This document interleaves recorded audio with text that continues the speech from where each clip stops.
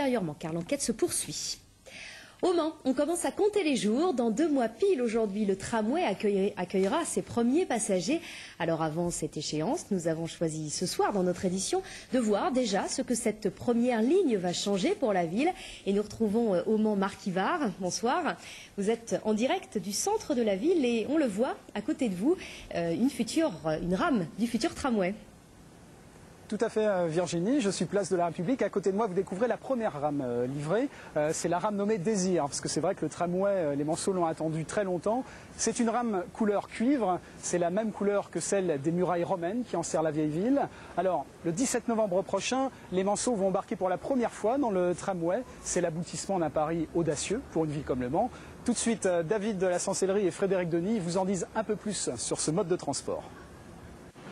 Il fait presque déjà partie du paysage. Malgré ses 32 mètres de long, le tramway chemine silencieux sur ses 60 km de rail. 19 des 23 rames ont été livrées, toutes façonnées sur le même modèle dans les ateliers d'Alstom à La Rochelle, avec un maître mot convivialité. Avant tout, il est spacieux, il fait 2,40 m de large sur 32 mètres de long. Il vous permet d'être assis avec 64 places disponibles, des sièges anti-graffiti pour respecter l'esthétisme et garantir le confort à nos usagers.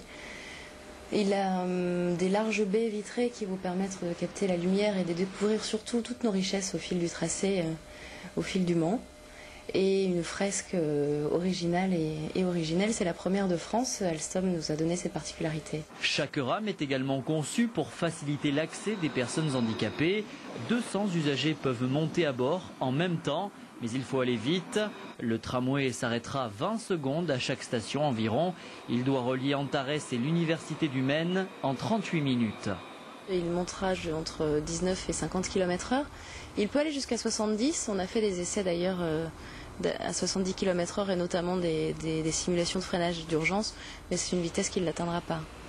Dès le 15 octobre, 19 rames circuleront en même temps. Une simulation grandeur nature pendant 5 semaines avant le début de l'exploitation commerciale le 17 novembre. Retour place de la République au Mans, à l'intérieur du tramway. Alors nous sommes avec Didier Bain, qui est responsable de l'urbanisme au Mans, également porteur du projet tram. Alors dans une ville comme le Mans, qui ne compte pas de grandes artères, de grandes avenues, est-ce que ça ne représentait pas un défi technique ? Si, bien sûr, c'est plus compliqué de faire un tramway dans une ville où les rues sont étroites. Mais en même temps, c'est un beau challenge. C'est-à-dire que c'est plus intéressant de faire un projet avec des contraintes parce que ça oblige à faire des choix. Donc ici, ça obligeait en préalable à traiter la question de la circulation, du partage entre les différents modes, que ce soit le tramway bien sûr, mais aussi bien sûr les bus qui sont son complément, et les vélos, les piétons et les voitures. Comment on va faire pour que Le Mans reste une ville dans laquelle on peut venir, se promener, travailler et commercer tout en préservant ou en donnant de la place à un tramway. Alors avec l'arrivée du tramway, c'est toute la ville qui se transforme. Quelle perspective d'avenir ça peut ouvrir ?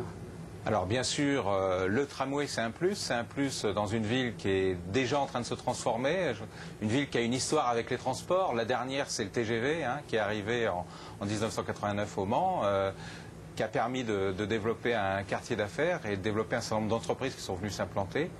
Le tramway, c'est la même chose, c'est-à-dire que ça permet de raccourcir les distances à l'intérieur de la ville, ça permet à des gens de traverser la ville et de rendre du centre-ville aux deux extrémités en un quart d'heure, de rejoindre à un bout l'université, à l'autre bout le parc relais avec le pôle d'excellence sportive, avec Antares et le circuit. D'accord. Maintenant, sur le plan du financement, j'imagine que c'est un investissement d'envergure. Voilà, c'est un investissement important. C'est un tramway comme ça, j'allais dire, les rames, tout l'aménagement de façade à façade, puisqu'on a refait toutes les places. C'est 290 millions d'euros hors taxes. Et pour le contribuable ? Et qui sont financés à travers le versement transport, qui ne touche pas le contribuable, mais les entreprises. Merci, Monsieur Bain. Alors, vous l'aurez compris, l'implantation d'un tram, c'est beaucoup de changements dans le tissu économique d'une ville. Tout de suite, je vous propose un tour d'horizon de la politique des transports dans les grandes villes de l'Ouest. Un reportage signé Jérôme Bazin. Excusez-moi. Il est devenu la star des politiques de transports urbains. Ce tramway-là, c'est l'un des derniers projets dans l'Ouest. 200 millions d'euros pour 12 km.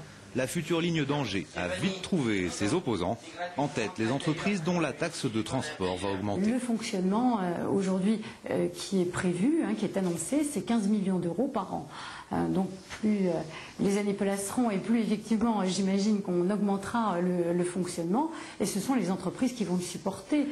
Un air bien connu aussi à Brest, le tramway c'est le cheval de bataille du maire depuis son élection en 2001. Même mode de financement et du coup même critique du patronat local, sans compter une certaine incompréhension de la population. Pour moi, il n'y a aucun intérêt à avoir un tramway à Brest. Pour moi, c'est clair. Je trouve qu'on est très bien desservi par les bus. Je ne suis pas contre non plus, mais bon, c'est vrai que ça revient cher pour la ville, quoi. C'est ce que j'entends tout le monde dire. Ici, les 300 millions d'euros de budget ont même tourné au psychodrame politique. Lorsque le projet est voté, l'opposition parle de brisure dans l'intercommunalité. Enjeu de guérilla politique, le choix du transport peut s'avérer risqué.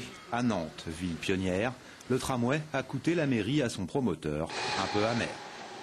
Aujourd'hui, on sait que Nantes, son image, s'est enrichie de cet affichage du tramway. Mais cet exemple n'est pas si fréquent. À Rennes, le Val aura cristallisé la vie politique pendant presque 20 ans. Budget pharaonique, effondrement des rues. Au bout du compte, une fréquentation en hausse de 12% et 2 réélections confortables. À Nancy, Strasbourg ou Bordeaux, le tramway aura aussi contribué à reconduire la majorité sortante. Passé la période de mécontentement, un nouveau transport public peut donc devenir une bonne opération politique. Voilà pour cette édition spéciale consacrée au tramway du Mans. Je vous donne rendez-vous dans 2 mois à la rencontre des premiers passagers. Marc, et ce sera donc le 17 et le 18 novembre la mise en circulation de ce tramway avec 2 jours gratuits pour découvrir ce nouveau mode de transport en commun.